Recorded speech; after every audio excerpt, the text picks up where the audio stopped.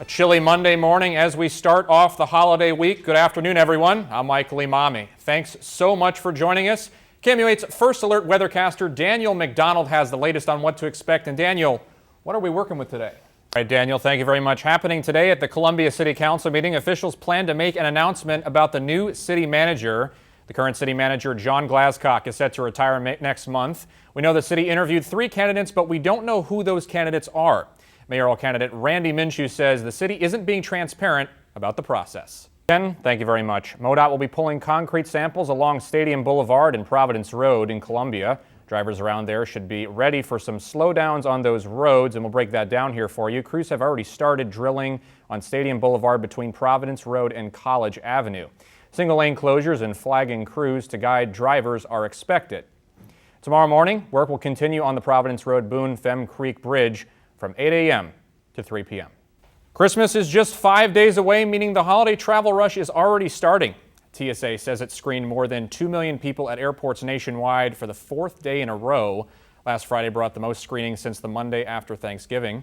Between December 23rd and January 2nd, AAA expects more than 109 million people to travel 50 miles or more. A record number of people, are quitting their job amid COVID-19 pandemic. Nearly 4 million workers quit their job each month from July through October of this year, according to the U.S. Labor Department. Firings are down nearly 30% since the start of the pandemic. One economist says jobless claims are hitting a 52-year low as there are more job openings than job seekers. This explains longer wait times and earlier closings at businesses. Economists also say there are more than 2 million fewer people that are in the labor force.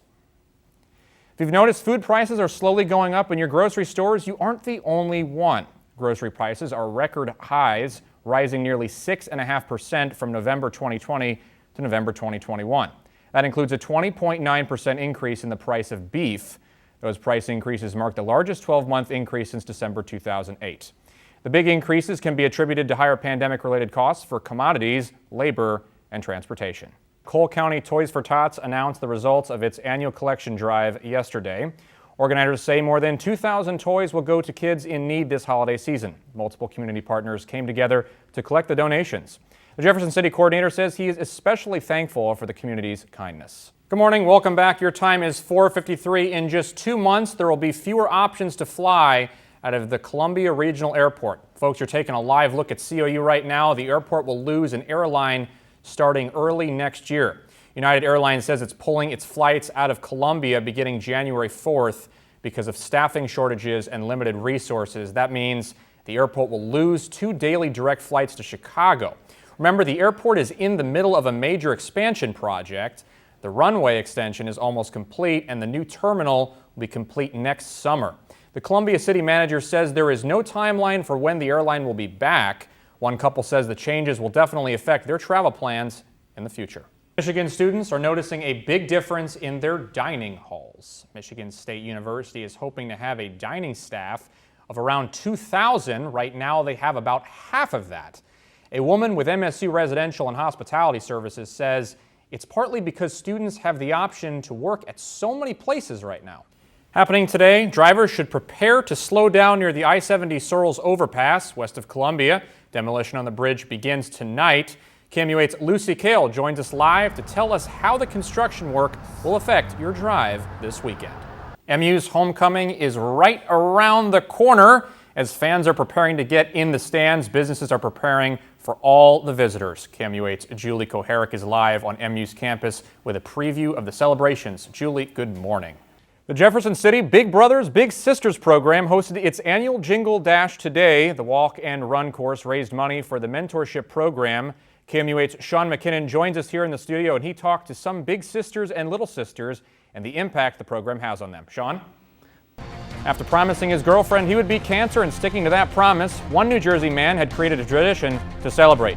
Each year he creates an elaborate holiday lights display that Christmas spirit spills out of almost every inch of his front lawn. He began the tradition in 2014, says it represents overcoming his long, hard fought with chemo and radiation. How about that story? Hey, it's a good way to bring in the holiday season and also celebrate that big accomplishment there, getting through that. Oh, it absolutely does. I don't know a single person that hasn't been affected by cancer, so it's just incredible. What's a guy got to do with a coat? I mean, it's like cold, hot, I mean, that's incredible. The weather's got to make up its mind, I'm telling you. Really, it changes a lot here in the Midwest, but even for our standards, this has been a pretty crazy month of December. A Camden County spokesman says the flash flooding, tornado watches, and heavy storms are happening too frequently nowadays. And Tim, I got to be honest with you, I speak from experience. Okay. Car versus water, water always wins. Good morning, welcome back. Your time is 4:40. Flash flood warnings were issued for parts of Miami-Dade County. Up to 3 inches of rain have already fallen, causing flooding in various parts. Several cars appeared stranded in this intersection here, as you can see, and those ducks don't really have any problem getting through there. Another 1 to 3 inches could fall in the warning zone. It is expected to be an exceedingly warm Thanksgiving for the area as temperatures and humidity rise. And Tim, that is a tough situation. Seems like we're constantly talking about cars getting trapped in floodwater. Yeah, sometimes it happens, doesn't it? You might think baseball season ended with the World Series, but in Florida, there's the fall classic known as the Miracle League Game. Baseball fans paid tribute to local veterans, World War II, Korean War, and Vietnam veterans from a Panama City nursing home got their very own Field of Dreams. The players are all residents of the Clifford Sims State Veterans Nursing Home, which is operated by the State Department of Veterans Affairs. This is the 10th year for the Miracle League Game, which is always a special event for players and fans alike.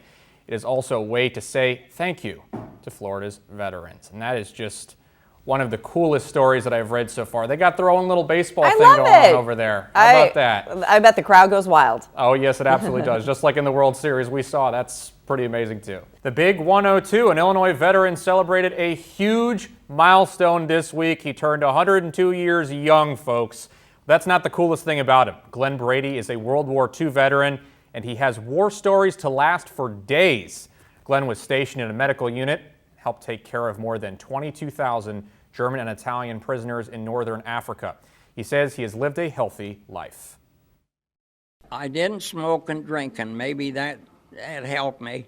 I'm one of 12. I was number 7, and I've outlived all of my brothers and sisters. Now, Glenn says he just enjoys spending time with friends, but most of all, he says he is thankful to have served the United States, and that is just amazing. Fantastic. I wish I can live 102 years, Meg. Yeah? I can tell you that. Both of my grandpas, they lived into their 90s, and they're both World War II vets. And wow, one of my that's grandpas awesome. said it was red wine and hot black coffee. That's what did it for him.